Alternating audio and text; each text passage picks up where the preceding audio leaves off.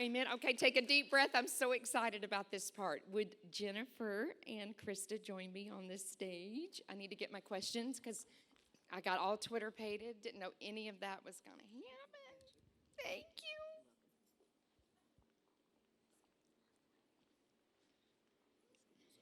you. Yes, thank you. Okay, y'all get your journals out. We're going to ask some really, really great questions. Going to put you guys on the spot. Are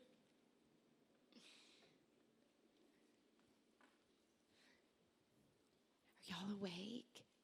It got really quiet. Did y'all enjoy your lunch?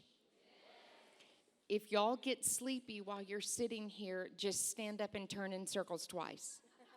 We'll all think it's the Holy Ghost, and it's all good. We'll just think, oh, Holy Ghost is moving over there.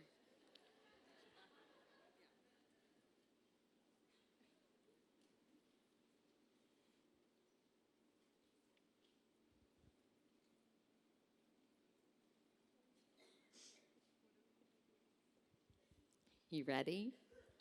We'll see. Okay, when you guys spoke today, both of you at both times said, God spoke to me. How did you know that God said that? How do I learn to hear the voice of God? Well, gosh, that's a big question. Yes.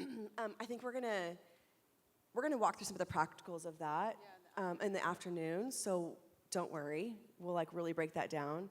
But I think a lot of it is realizing God always speaks, and that you're designed to hear Him. And for a long time, I believed the lie that I was broken. I couldn't hear God. Something's wrong with me, clearly, because I can't hear God. Anybody ever believe that lie before? 3 people. Apparently, you're all professional. Hears, which is great. But I think coming into agreement with the truth, no, God does speak. I can hear Him. And it's just honestly good old-fashioned practice. I mean, there's really not a shortcut. It's just learning, practicing stepping out. But it's also, I think about like this. Like if you came to my house and you told my kids, hey, your mom said you can have some red punch on her white carpet. My kids would look at you and be like, you sit on a throne of lies. They would look at you and they would say, there is no way that came out of my mother's mouth, right? Because when you're spending time with somebody and you know their culture, you know the kinds of things that they would say. And so that also helps as you're spending time with the Lord to really know the kinds of things that He says. And so we'll get into that, but we'll look to practice that today. Yeah. One question that goes along with that, and you may be talking about this later on, but sometimes people ask, does God sound like my voice? Or does He sound like my husband's voice? Or what does God's voice sound like? So we'll be talking about that this afternoon. Okay, the second question that came in was last night, Pastor Leisa mentioned feeling safe with God. I love God, but why do I need to be safe? Doesn't He just do whatever He wants regardless of what I think?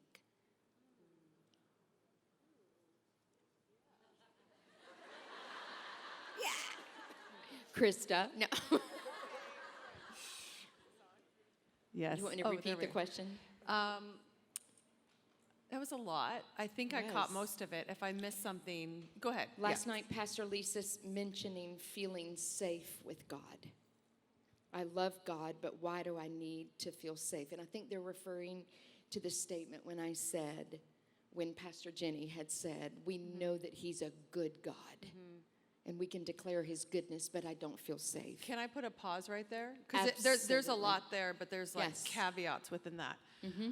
Why do we have to feel safe with God? I don't think you can have authentic relationship with anyone that's true and safe, where you can be vulnerable. And actually, we have the T-shirts, and a T-shirt's great, but you have to live out a T-shirt.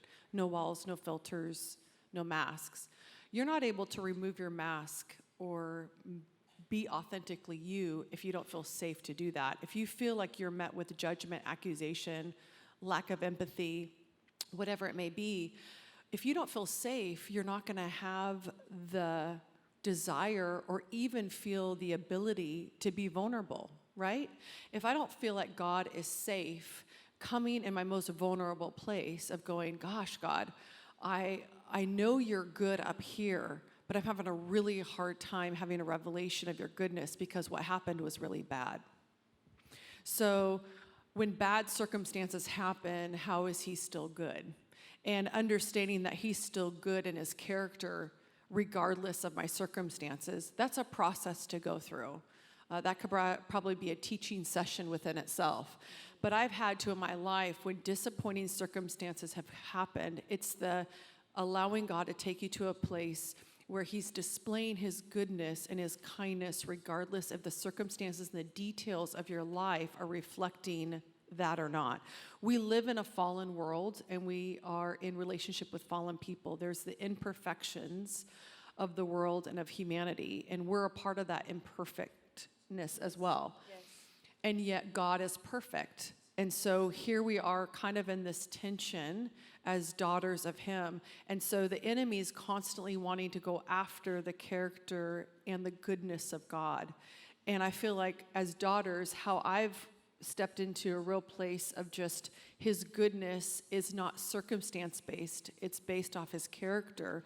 I've come to know his character by being in a relationship with him, but also being in his word. It's like what Jen was saying. I have to know his word.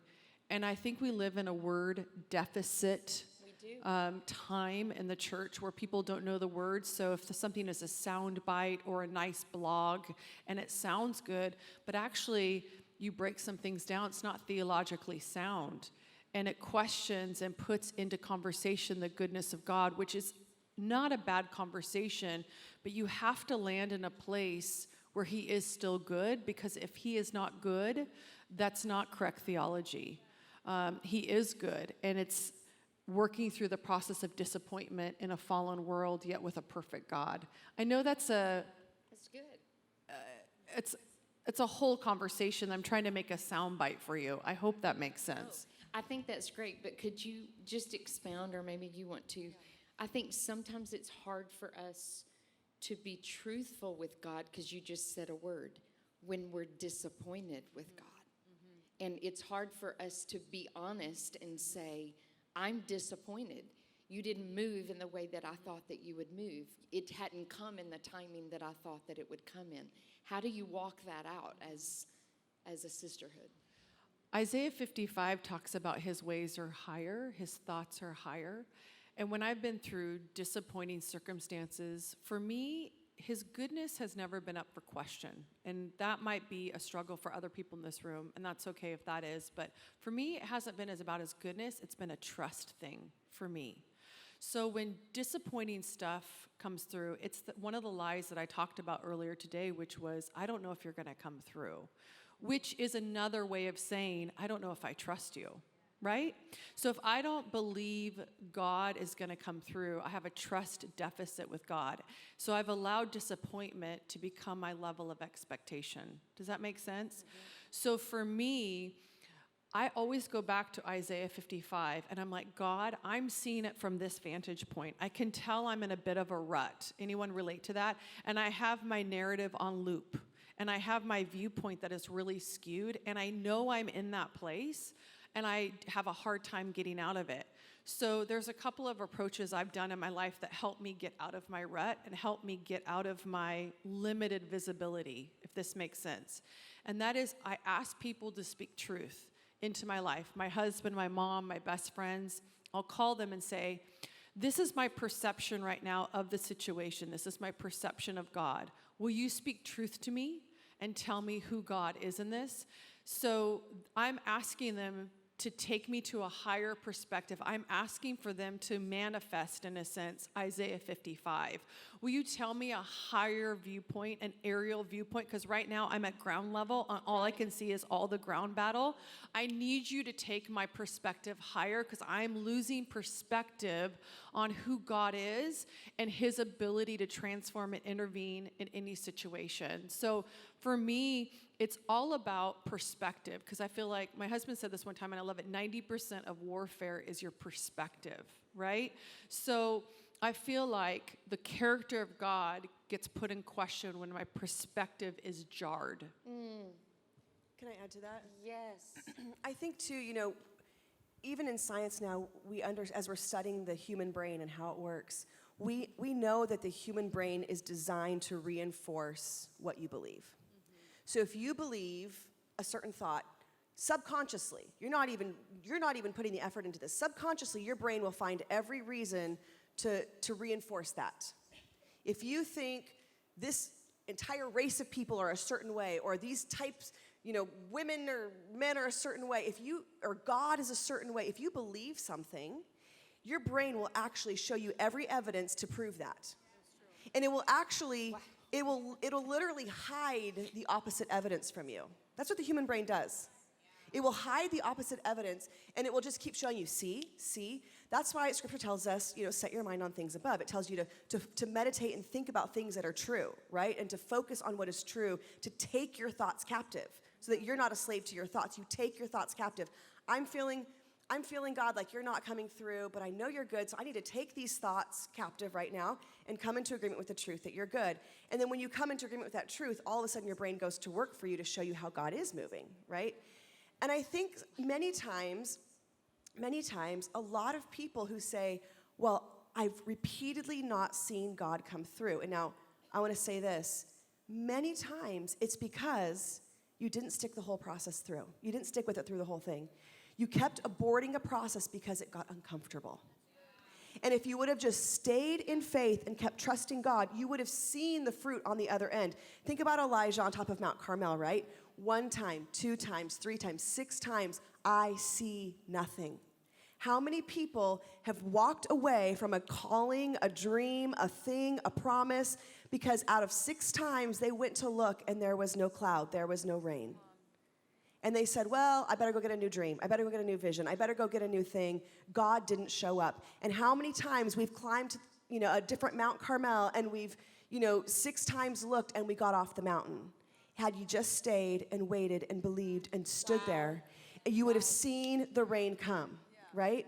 And so I know it's kind of a silly thing, but I say this a lot. Many times I really believe in the kingdom, last one standing wins. It's that simple.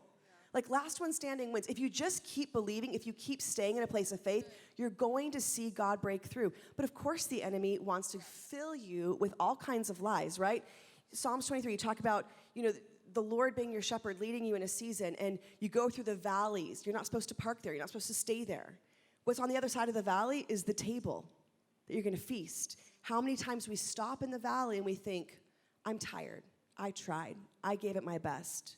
I'm going to pitch a tent here and, eat some chocolate ice cream or whatever, versus keep walking through. You're about to get to the table in front of the, where you're going to feast in the presence of your enemies. And so a lot of it is just developing that spiritual grit that even when we don't understand, my understanding does not have to be a prerequisite for my obedience. Oh, say that again. Right? Wow. Our understanding needs to stop being a prerequisite for our obedience. He is so wild, we're not going to understand. And the craziest things I've seen God do many times have been at the end of a whole lot of what the heck in my life. What the heck? What the heck? Like a whole long journey of what the heck. And then all of a sudden you just keep believing and you keep staying in a place of faith and you keep coming into agreement with the truth. When you have those days where you're like, help me, and you just keep standing, and then all of a sudden you go, oh my gosh, it was so worth it. He's so good. He's so crazy. He breaks in. And so I think developing that kind of grit is part of that too, of really seeing him break in. Wow, that is so good. Yes, this is going to be a loaded one. But a lot of books that I read, because I have a portion of my dad's library, some books from Rusty's dad's library. I love to read from authors who didn't have podcasts and they didn't have Spotify. They didn't even have worship music. These were people who were the forerunners of revival. They hit their knees. They didn't have Facebook. They didn't have a cell phone. They didn't even have a phone on the wall. What do you think in in the comparison of the move of God of days of old. Talk about the worldly influence, because the word talks about it. We're in this world, we're not of this world. If you love the world, Scripture calls us, if you're partnering with the world, if you're loving the world, it's calling us adulterers. Talk about that conflict of walking in a kingdom way, but getting caught up in social media, caught up in the world's way, because it messes with thinking. It's completely opposite from kingdom thinking. I know that's a double-barrel question, but it's very relevant. Sure. Yeah, I mean, I think that's so huge. And I think there's, excuse me, I think in a lot of ways there's so much mixture. There's so much mixture. You know, we've been talking about this. I'm pastoring in the middle of Los Angeles, and, you know, right in the heart of people, right in the heart of culture on every level. And so these are really big things. And some of the things we keep coming back to is the kingdom of God has a culture. The kingdom of God has a culture. And you have to be more culturally kingdom than any other culture you belong to. Jesus was Jewish by culture. But his Jewishness, he knew how to put it in the back seat when it contradicted his kingdom culture. So he could step into a situation and where a Jewish man would never speak to a woman in public, his kingdom man would rise up and would absolutely affirm the woman, right? He was more kingdom than Jewish. Yet he was fully Jewish, and he knew how to interact in the world around him and be relevant and all of that, but he never contradicted his kingdom nature in the midst of it. So there's that piece where we have to come back to really studying and understanding, because sometimes, now hear me, this isn't just about your ethnic culture, this is about your church culture. Yes. Your church culture. Many times we're more church-cultured Christian than actually kingdom-cultured Christians. That's right. And our culture smells a whole lot more like American culture than actual kingdom culture. And we're not going to change the world with American culture. We're going to change the world with kingdom culture, right? So really, really, really understanding kingdom culture. And let me tell you, it's uncomfortable. It's uncomfortable to address, because there's things that, you know, as Americans, we're very independent. Well, that's great, but that doesn't work in the kingdom.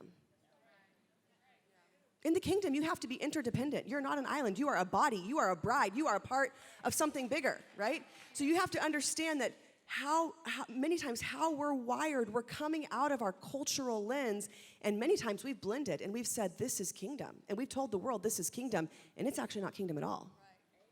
It's actually just our American culture or our church culture. And so getting really, really clear on our kingdom culture. Now I want to say this one other thing. I'm going to let Krista pop in here, but this is something also that's important.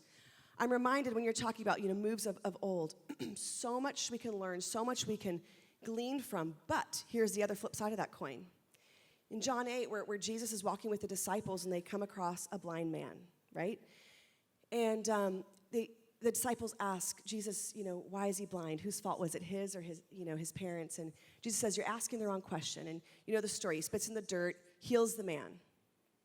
And the man that gets healed gets drugged in front of the religious leaders, and they begin to question him. You know, who did this? And he's going back and forth, and he's like, you know, well, I was blind, but now I see. And you know, kind of getting irritated. And he makes a statement. And they said, well, we need to know, are you a follower of Moses or of Jesus? And the healed man makes a statement. He says, you know, just so powerful. And he says, I don't know about, you know, he begins to speak about how he's a follower of Christ, but here was the quencher. The religious spirit of that day did not understand that Jesus was moving in their midst in a new way. They were looking for how God had moved in the past. We know how God worked with Moses. We don't know about this whole Jesus healing the poor people, this whole, you know, Jesus healing the blind people, Jesus doing something really uncomfortable in our day. We also have to be careful, as we're deeply getting rooted in our kingdom culture, that we don't miss the new ways God is moving in our day. Amen. And that we don't keep looking back, because these religious missed Jesus right in their midst because they were offended because he was moving in a way that wasn't like he had moved with Moses. Right. Why aren't you moving like you did back in those days? We know what revival looked like back there. We know about this whole Jesus spit and dirt. I many times use that story to talk about the kingdom justice movement that's happening around the world, where God has taken just spit and dirt and healing, transforming lives. And many times we can be like, oh, that feels real crazy. Justice, I don't know about that. Is that kingdom? And you can miss Jesus right in your midst because it looks different. So being true to your kingdom nature, but at the same time understanding God is always doing something new. Yes. And we don't want to miss him because we think it has to look a certain way. So it's both of those. I love that. That's so good, wasn't that? Good. That was so good. There's really not too much I should add to that because I think Jen captured that beautifully and said it so well. You know, I think I just come back to, if I'm speaking to today, now, September 2019, if I just go very direct in this moment of what I'm just seeing, at least in our nation. And that is such a challenge to go kingdom, to go higher. There is such, and I'm going to go in kind of taboo areas for just a minute, and with the intention of really illustrating the importance of kingdom for our current culture at this present moment in America. You know, when there was a survey taken recently, people admitted that they would change their religion before they would change their political party. So there is such an alliance to a society culture that a political party becomes more important than a place of faith. And you know, here's the reality, and again, I'm saying this because we're stepping into an election year, and I don't want to see what happened in 2016 happen again in America, because God is not Republican or Democrat. He is kingdom. And we have to understand that there is biblical responses to issues, but above all, our alliance is the King of Kings and the great I am. And if we're talking about today's issues, we have to get higher than our race. We have to get higher than our political affiliation. We have to get higher than our church denominations, because all of that is man-made structure, and majority of it, if I'm honest, isn't kingdom rooted and grounded. It's agenda rooted and grounded. You know, in the Word of God, it talks about a political spirit. And are politics bad? No, they're not bad. It's the way nations are governed in the natural. But the way nations are changed is in the spirit. And they're changed in the prayer room. They're changed on our knees. They're changed by us declaring and decreeing. I feel like, yes, I believe of partnering with things in the natural for the sake of the kingdom. But I feel like there is a challenge in our nation at this time where we hear rhetoric like we're saying today, and we'll amen it. And I'm not saying this at all in an accusatory way, but we have to live this moment out. And it sounds good of like, Jesus isn't Republican or Democrat, but I'm going to challenge you. Can you remember that when 2020 hits? Can you remember that when you realize the person sitting next to you in church believes totally different than you politically? Can you love them the same?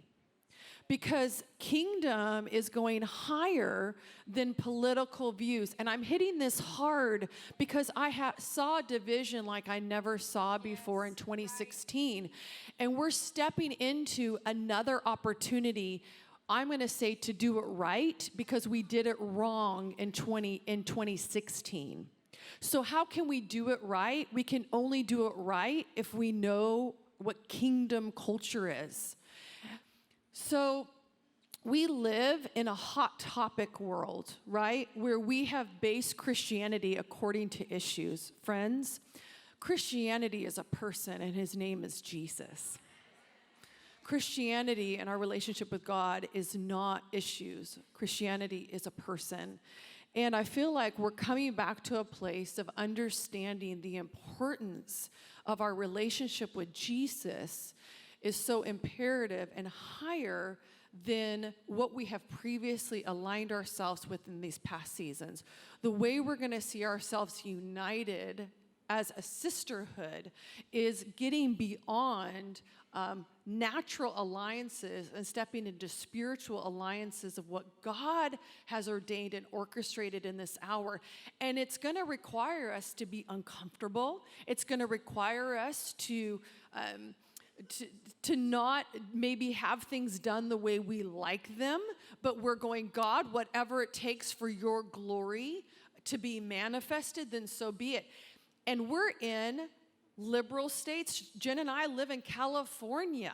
I mean, it's totally different. And yet, God is moving in every state, and it looks really different. If Jen and I only aligned ourselves with people that looked and sounded like us, we'd miss out on what all these facets bring. Here's my point in saying this.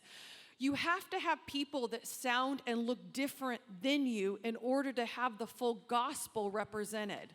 Do you see what I'm saying? If you only have people that look and sound like you and have the same rhetoric as you, you're missing out on a facet of the kingdom of God. Because I love that the Bible is written in an Eastern culture with an Eastern mentality and Eastern practices and religions, and we read it from an American Western point of view, and we have our white Jesus on our pictures on our walls. Friends, he was not white, right? And so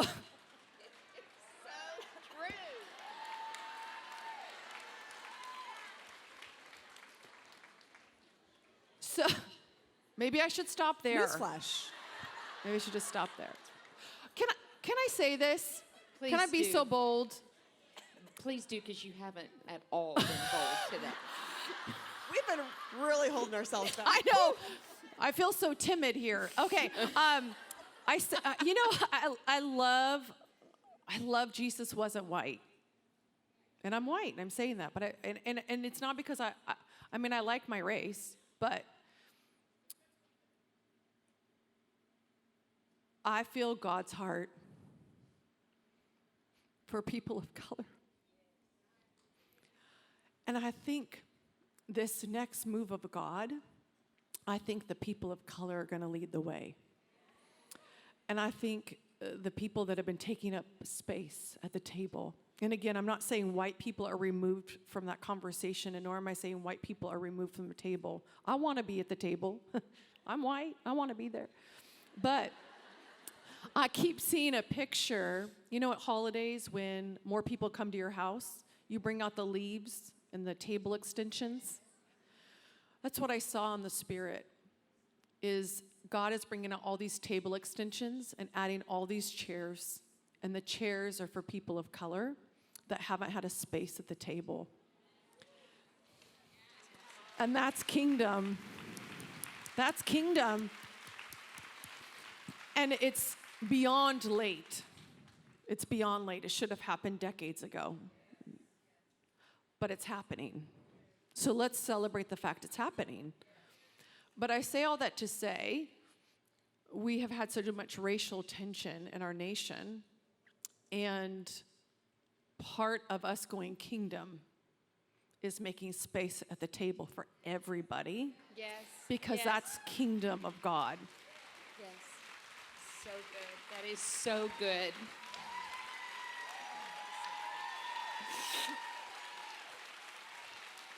Yes. You can look at this house and see it was one of our number one prayers before we came, because we told the Lord we don't want a white church. Amen. Look what he did. We want it to look like heaven. Yes. I want it to look like heaven. Yes. All right. This is the last question. I've saved this one for last. Fasten your seatbelts, girls. It's about to get hot in here. And I want you girls to speak the truth, because it's sisterhood, and this is why we're here. How do you deal with personal conflict, disagreements, misunderstanding, bitterness, and rejection? How quickly do you try to resolve it when being misunderstood? I go to Krav Maga and I punch. I'm just kidding. I'm kidding. Kind of kidding. No, I'm kidding. Go ahead. Oh, that's such a good one. Well, let me start. First of all, I think all of that has to take place in trusted relationship. It's really hard to have healthy confrontation. It's really hard to be vulnerable with people that you haven't developed trust with. And so you have to make deposits before you try to make withdrawals, right? So actually depositing in relationships, you don't want to just be constantly having confrontation. Like, you need to really make those deposits and build that kind of trust and be that kind of safe place and do all of that. I many times am reminded, as somebody who, I can do confrontation, but I don't love it. I don't even like it, not even a little bit. I'd love to avoid it. Anybody else relate to that? Okay. I remind myself this constantly. If I am choosing not to confront, I am saying I don't value that person or this relationship. That's right. If I'm not confronting, it's because I don't see this relationship going anywhere. So true. The only relationships, like if I plan on continuing to be in relationship with this person, confrontation is not an option. It's necessary. And I remind myself, confrontation doesn't have to be bad. It's so we can come to understanding. It's that we can get closer. It's that we can get on the same page. Like, so when I'm doing the brave thing of saying, that really hurt my feelings or whatever, it's because I value that relationship enough to fight for it. And so reminding yourself, confrontation isn't bad. It's 100% necessary. Now, with relationships, this is just, I'm just going to tack this on for free. For somebody, this is the whole worth the whole whatever you pay to come to this conference. This right here, you need to hear this. Okay. Number one, an expectation that has not been communicated is an unfair expectation.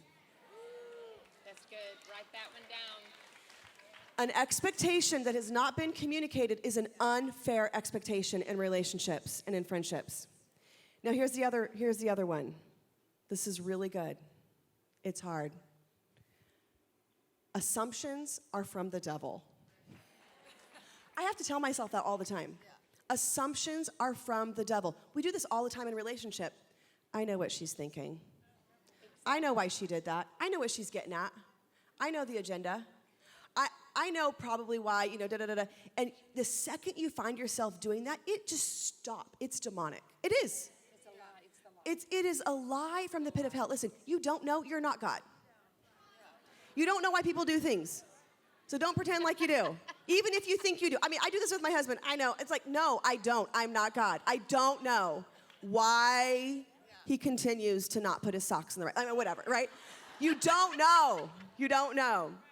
And so making a conscious effort in relationship to not make assumptions, that's dangerous ground.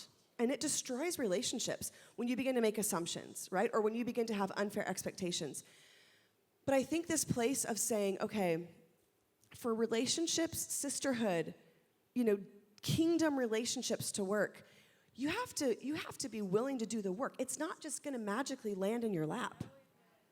You have to continue to do the work and being willing to ask the hard questions and being willing to dream together. And it's good. I mean, Chris and I all day long, we could talk about eyelashes and home remodels or whatever. But in kingdom relationship, you have to be able to ask the harder questions.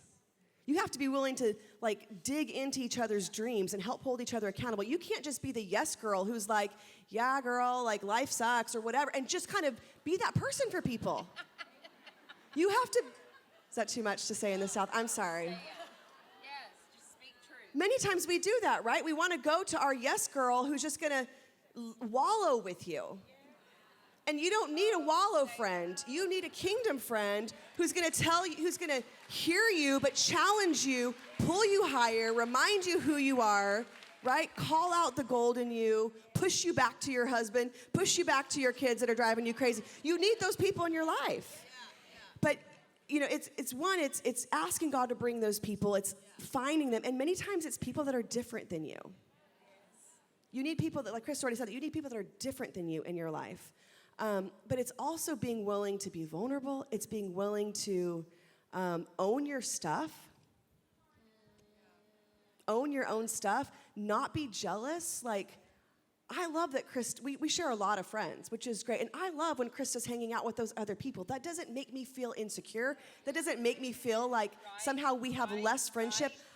I want that for her and she wants that for me, right? that's kingdom. Like, and so I think the more that we get into that kind of setting those mindsets of, I have to do my end of the work.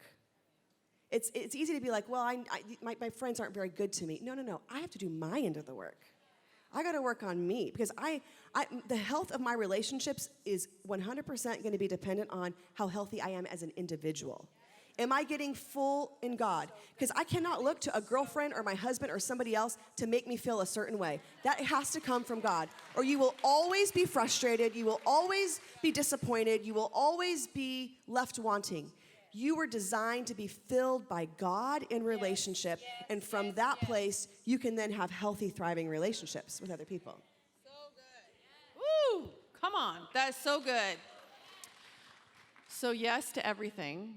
Double snaps. That's so good. Like, you can't even clap. I didn't even want to clap because I didn't want to miss it, so I just snapped, right? It was like, ooh, so good.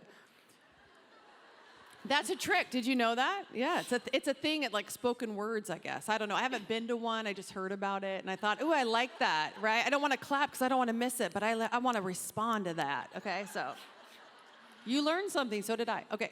Next year's T-shirt is going to read, "I'm not your wallow girl." I love that. Right. Go back to your husband. Okay, yeah, all right. So go love your kids. Yeah, go love your kids. Okay, go tuck them in. Okay, so, in kind of bringing it to church culture, because I want to add like a different facet to. I love that what Jen talked about is so perfect, and that kind of hits that personal, how we do confrontation, whatnot, on a personal level. I want to bring it to like church culture. I pastored for 13 years, so I get confrontation in the church. And here's where I really want to go with that. I've been in cultures that are high confrontation and low relationship. And I've been in cultures that are high relationship and low confrontation. And neither are healthy. Because you actually can't have authentic relationship without confrontation. But I actually want to do a semantic shift. And it's going to sound like I'm contradicting. I'm actually not at all. The word confrontation has so much connotation connected with it. It's scary to people. People instantly like, I don't want to confront. Let's change it to confronting on one end on an unhealthy level, if we just want to like put that in the negative category, and actually insert feedback into the positive.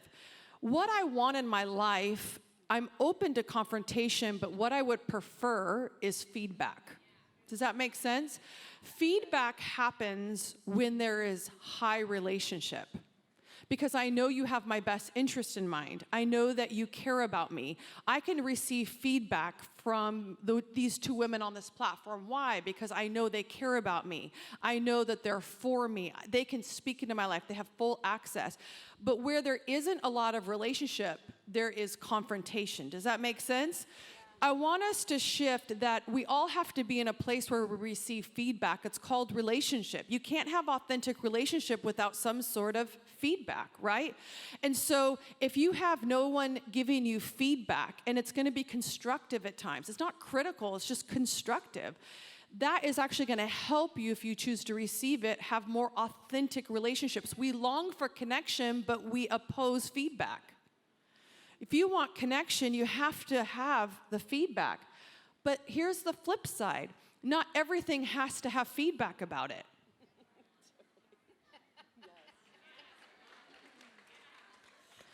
There are people that think they are the feedback police. Jen just said feedback Nazis. Okay, I mean, you could go there. But there's people that feel like it is their job to confront, because there's no relationship, so let's insert that word there. And I've been in those cultures where there's like the mamas of the house, so to speak, but they're like confronting everything and they don't feel safe. Because instead of feeling like you can take a risk and maybe not always nail it or maybe not always do it awesome, I would love feedback. I'm open to that. I'm cool with that. You love me, you're a mama. But just because you have a title in the church as elder, pastor, leader, oh, did I just step on some toes? Okay. That does not give you the right. I know in the hierarchy of church setup, we think we have a right because we have a title. there needs to be some investment in relationship in order for it to feel like feedback and not confrontation. Do you see what I'm saying? For it to work. Yes, because people, yes, you want it to be received. You actually want it to release transformation and growth and help the person. And so I have been in those cultures where it's like, I have a title, I can say anything. And it's like, that's not super healthy or helpful, right? And so there's a balance to what I'm saying, but not everything that you feel has to be addressed, because not everything you feel is God, right? So I'm passionate about honest, healthy dialogue, but it's always with the intent to reconcile and heal. It's never with the intent to vent. If you want actually solution-oriented feedback, I'm going to just stay in that vein with that word, but you can put in confrontation, but feedback. It is with the intent. I go to my husband when we need to talk through things with feedback with the intent to find a resolution. I don't go to my husband to vent. There's going to be no resolution if I'm venting. There will be resolution if I'm seeking reconciliation. Do you see the difference of the heart? And so when we are addressing things in one another's life, and that's okay, but we have to do it in such a way, because I remember there's so many times as a pastor, there's those moments where I don't know why people do this, but they're like, if you have an offense with someone in the house, you need to go to them right now. And as a pastor, you're bracing yourself because you're like, am I going to have a line? Like, I don't know. Because half the time you've said things with not them in your mind at all, but they're like, I know you just aired my dirty laundry when you gave that testimony. I'm like, wait, what? Okay. So the point is, you have people that have an issue with you, but you don't even know they have an issue with you. But they feel the need to go to you and just tell you that they forgive you. Can we not do that anymore? I'd say 90% of the time that's not necessary. Just forgive them. No, I'm serious. So that's not confrontation. That's not feedback.